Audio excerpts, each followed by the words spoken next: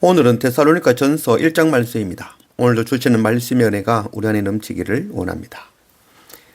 데살로니가 전서는 사도 바울 서신서 가운데 가장 먼저 기록된 것으로 알려져 있습니다. 데살로니가 교회는 사도 바울이 2차 선교 여행 때 3주간이라는 짧은 기간에 개척된 교회로 야손의 집에서 출발한 가정교회이죠. 사도 바울이 온전히 양육하기도 전에 유대인들의 박해 때문에 떠나야만 했던 그런 교회. 사도 바울이 핍박을 피하여 고린도 교회에 있을 때에 디모데를 통하여서 데살로니가 교회가 잘 개척되었지만 잘못된 종말 사상으로 신앙의 혼란을 겪고 있다는 소식을 듣게 되죠. 그래서 사도 바울은 재림과 종말관을 가르칠 목적으로 기록한 교리서가 바로 데살로니가 전후서인 것입니다. 주님 다시 오실 그 시간 아무도 알 수 없습니다. 주님의 부활 성천 이후 2000년이 지나 과거보다 지금 더욱 재림이 임박한 시대를 살아가는 우리들이 더 귀를 기울여야 될 그런 가르침이라 하겠습니다. 그리고 주님 다시 오시는 그 종말보다도 수년 내에 우리는 개인적인 종말을 맞이하게 된다는 것, 이거 우리는 잊지 말아야 될 것입니다. 저는 개인적으로 길면 30년이지만 빠르면 내일이라도 당장 개인적인 종말을 맞이할 수 있는 것입니다. 그래서 우리는 날마다 깨어 기도하며 예배와 말씀 앞에 엎드리며 복음 전하고 형제를 섬기고 양육하는 그 선교 사명을 감당해내는 그런 우리가 되기를 원합니다. 1절 바울과 실로아노와 디모데는 하나님 아버지와 주 예수 그리스도 안에 있는 데살로니가인의 교회에 편지하노니 은혜와 평강이 너희에게 있을지어다. 사도 바울은 아시아 드로아에서 꿈을 꾸죠. 그 환상을 통해서 마게도냐 군인이 이리로 건너와서 우리에게 복음 전해달라는 그 성령의 음성을 듣고 드로아에서 배를 타고 유럽으로 처음 도착한 곳이 바로 네아폴리죠. 이 네아폴리는 오늘날 그리스의 카발라라는 곳입니다. 그곳에는 사도 바울이 도착한 기념교회가 세워져 있죠. 그곳에서 내륙으로 14km 더 들어가면 그곳이 바로 빌립보죠. 거기에서 사도 바울은 루디아를 만나게 되고 루디아에게 세례를 베풀고 하나님의 말씀을 가르치고 그 루디아의 집이 빌립보 교회로 개척이 되죠. 그렇게 복음 전하면서 사도 바울은 또다시 바울과 실라가 빌립보 감옥에 갇히는 그런 일이 일어나고 또 풀려나는 일이 일어나고 또 거기서 이동해서 데살로니가로 가게 되는 것이죠. 그곳에서 새 안식일 곧 3주간 머물면서 복음 전하였죠. 짧은 시간이지만 많은 이방인들이 그 사도 바울의 복음을 듣고 예수를 믿고 야손의 집이 데살로니가 교회로 개척이 되었죠. 이를 본 유대인들이 사도 바울을 미워하여 야손의 집을 공격하고 사도 바울을 잡아 돌로 치려 하였던 것이죠. 이에 사도 바울이 데살로니가 떠나서 다시 베레아로 이동하게 되죠. 이 베레아 사람들은 신사적이며 하나님의 말씀, 이 복음을 상고하며 또다시 많은 사람들이 믿고 베레아 교회가 개척되는 것이죠. 또 이 베레아 교회가 개척되었다는 소식을 듣고 데살로니가에 있던 그 유대인들이 찾아온 것이죠. 또 사도 바울을 잡으려고 한 것이죠. 또다시 사도 바울은 베레아를 떠나서 아덴에 가고 그 아덴에서 또다시 아덴 교회가 개척되고 그곳에서 또 고린도로 이동하게 되죠. 고린도에서 브리스길라와 아굴라 부부를 만나 그곳에서 고린도 교회가 개척되는 것입니다. 이후에 고린도 교회에 머물 때에 디모데를 통해서 데살로니가 교회의 소식을 듣게 되어지는 것이죠. 데살로니가 교회가 3주간의 짧은 그런 복음을 전한 기간이지만 믿음으로 장성하였다는 것, 성장하였다는 소식을 듣게 되죠.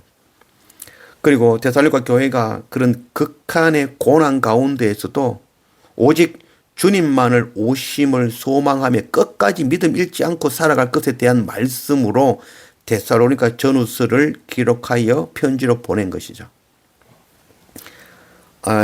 당시에 그 데살로니가 교회의 성도들 중에 이제 곧 주님 오실 것이라는 잘못된 종말관으로 자신의 생업도 버려버리고 현실 도피적인 그런 신앙을 가지기도 했던 것이죠. 그래서 뭐 오늘날 시한부 종말론의 관점을 가졌다라고도 할 수 있겠습니다. 이에 사도 바울이 그때가 지금이다, 곧 주님 오신다 하는 그런 소리에 동요되지 말고 현장 지금 자신의 일에 충실하면서 자기가 처해 있는 그 자리에서 주님 오심을 기다리라라는 말씀을 전하게 되어지는 것이죠.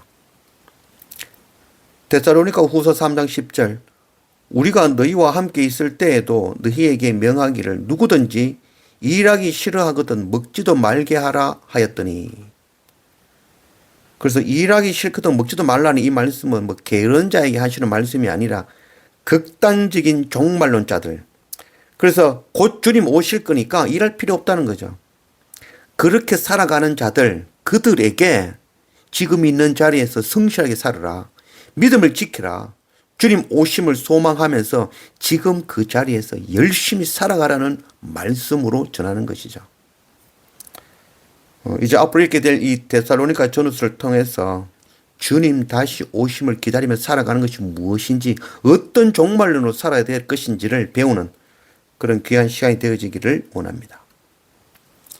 2절 우리가 너희 모두로 말미암아 항상 하나님께 감사하며 기도할 때에 너희를 기억하면 너희의 믿음의 역사와 사랑의 수고와 우리 주 예수 그리스도에 대한 소망의 인내를 우리 하나님 아버지 앞에서 끊임없이 기억함이래.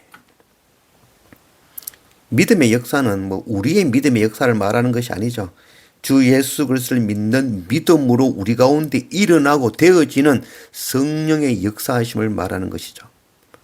또한 사랑의 수고는 우리를 그리스도의 한 몸으로 부르신 하나님의 부르심의 소망을 품고 믿음의 공동체 안에서 나를 낮추고 형제를 사랑하는 그 사랑의 수고를 말하는 것입니다.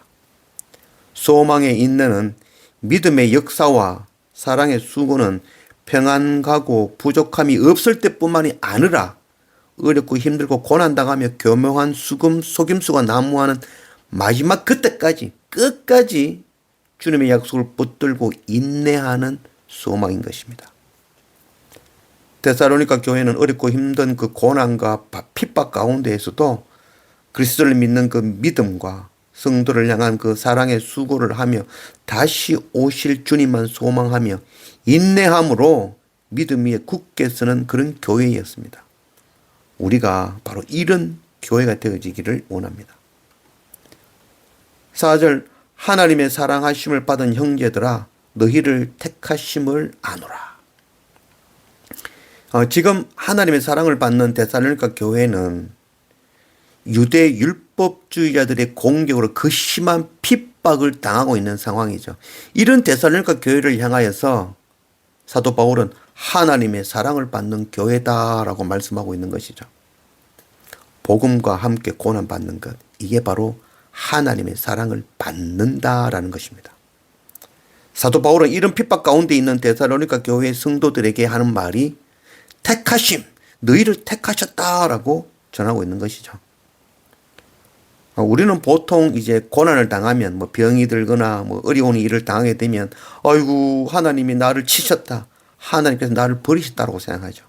그러나 이는 사탄의 속임수입니다. 고난은 세상으로 가는 나를 돌이키시는 하나님의 사랑이시며 부르심이시며 택하심인 것이죠. 나를 하나님의 나라에 합당한 자로 세우시기 위한 부르심. 고난과 핍박은 하나님 사랑하는 자들에게 주시는 은혜인 것입니다. 택하심은 죄로 인하여 죽을 수밖에 없는 우리를 택하여 십자가 보혈의 은혜로 구속하신 것이죠. 그 구속받은 나를 택하여 아직 어두운 가운데 죄 가운데 거하는 예수 그리스도를 알지 못하는 그들에게 이 십자가 은혜, 나를 구원하신 이 복음을 전하게 하시는 것, 이게 바로 택하시는 것입니다. 디모데전서 2장 4절 하나님은 모든 사람이 구원을 받으며 진리를 아는 데에 이르기를 원하시느니라. 하나님은 모든 사람이 예수 그리스도를 믿어 구원에 이르기를 원하십니다. 그래서 먼저 믿는 우리는 그 복음을 전하는 사명자로 택하심을 받는 것입니다.